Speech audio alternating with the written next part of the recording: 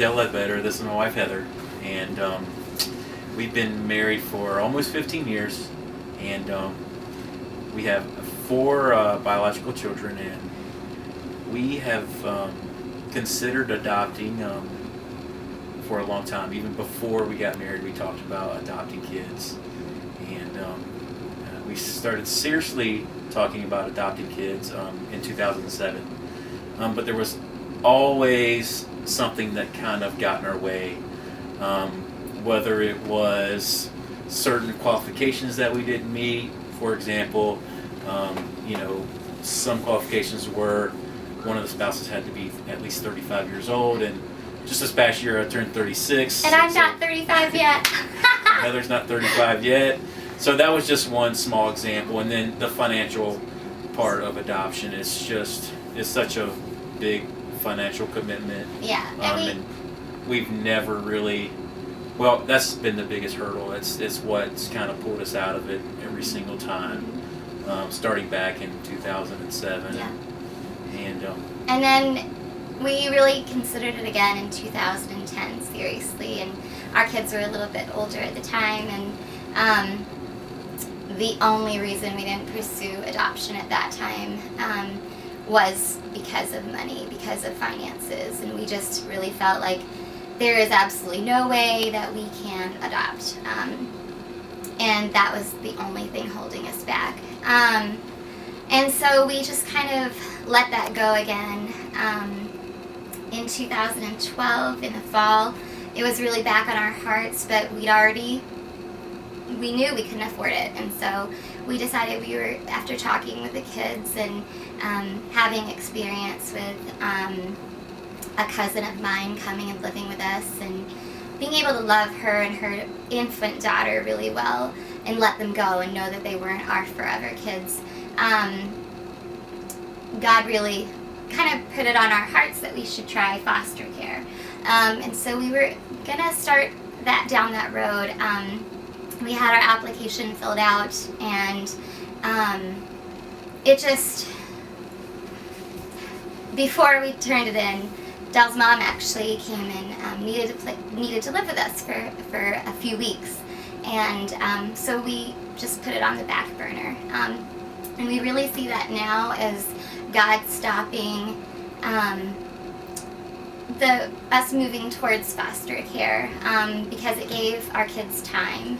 And in January, we were going to turn in our application in November, but we waited. And in January, Haley and Jackson sat down with us right here on the couch one night, and they kind of just told us they don't want to foster. They want our home to be permanent, and they really loved the idea of it, but they just felt like they really didn't want our family to change on a regular basis. They wanted that stability. And I think that was what it took. The next line was Jackson, that Haley had said that. And Jackson jumped right in as soon as they said that it would be awesome for us to do it one day. Jackson jumped in and he said, but we really want to adopt. If we would have adopted 2 years ago, we would have had our kids home by now. And I'll never forget that because I started crying, and it was like God speaking through our children. And it was. God spoke to us through our kids.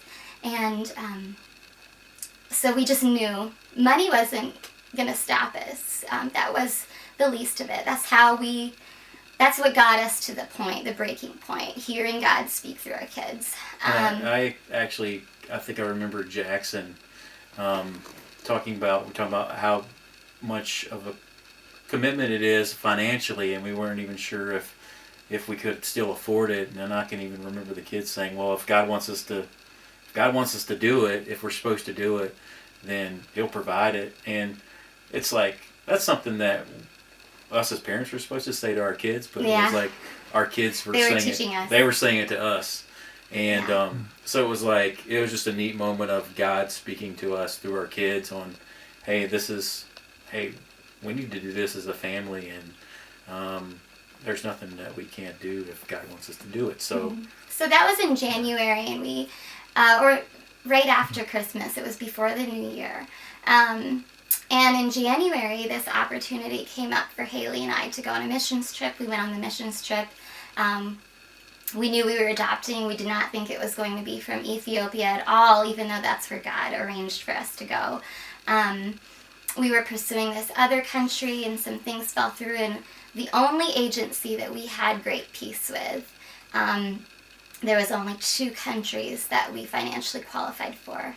One just felt out of the question, and the other one was Ethiopia. And it just felt like God had put all these puzzle pieces together, and it just felt like Him just solidifying, this is where your kids are.